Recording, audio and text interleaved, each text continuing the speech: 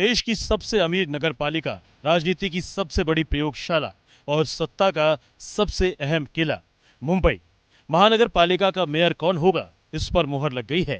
BMC की गद्दी पर महिला ही बैठेगी, ये भी फाइनल हो गया है। लेकिन वो कौन होगी, इस पर कुछ नामों पर चर्चा तेज हो गई है।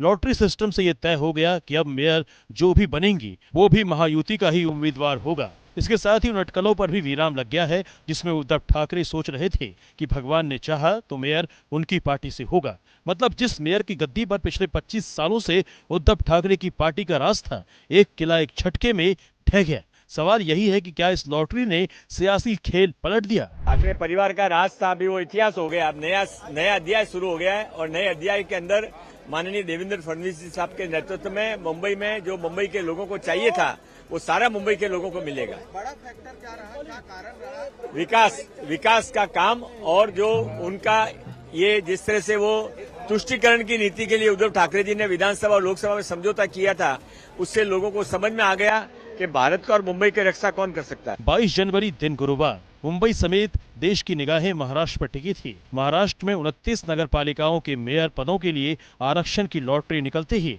हलचल तेज हो गई। आरक्षण की पर्ची ओपन जनरल कैटेगरी की निकली थी। इसके अनुसार बीएमसी की महिला मेयर के नाम पर मुहर लग गई। इससे बीजेपी और उनके सहयोगी शिंदे की दावेदारी का रास्ता साफ हो गया। लेकिन उद्धव ठाकरे की शिवसेना ने इस आरक्षण लॉटरी प्रक्रिया पर आपत्ति जताई है। ठाकरे की शिवसेना को उम्मीद थी कि मुंबई के महापौर का पद अन्य पिछड़ा वर्ग के किसी व्यक्ति को मिलेगा। हालांकि ऐसा हुआ नहीं। महाराष्ट्र सरकार में मंत्री मंगल प्रभात लोढ़ा ने शिवसेना यूबीटी के मुखिया उद्धव ठाकरे पर करारा हमला करते हुए उनकी तुष्टीकरण की राजनीति की हार बताया। ये देशभक्ति की राजनीति है, ये राष्ट्र नीति की राजनीति है।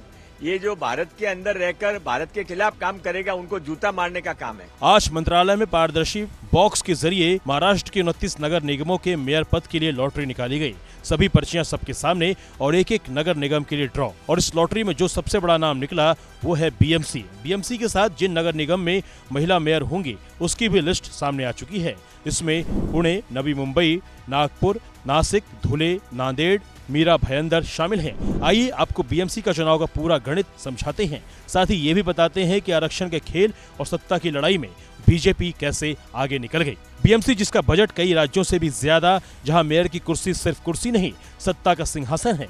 अब आते हैं असली खेल पर, यानी नंबर गेम। बीएमसी की 227 सीटों और बहुमत का आंकड़ा 114, जिसके लिए अलग अलग पार्टियों में मुकाबला हुआ। नतीजे के मुताबिक बीजेपी को 89, शिंदे शिवसेना की पार्टी ने 29 सीटें जीती। कुल मिलाकर यह आंकड़ा 118 पहुंच गया। मतलब जीत के लिए जरूरी सीटों से 4 सीट ज्यादा। वहीं शिवसेना यूबीटी के खाते में 65, जबकि एमएनएस के खाते में 6 सीटें आई। कुल मिलाकर यह आंकड़ा 71 पहुंचा। मतलब रेस में शिवसेना दूर दूर तक नहीं थी, सिर्फ उनकी उम्मीदें भाग्य पर टिकी थी। पहिल्यांदा मी दिलगिरी व्यक्त करतो, कारण आतमध्ये जरा नगरसेवकांशी बोलत होतो। त्यांना सुद्धा हेच सांगितलं की आता आपली खरी जबाबदारी वाढलेली आहे। आपला महापौर व्हायला पाहिजे याचं स्वप्न आहेच।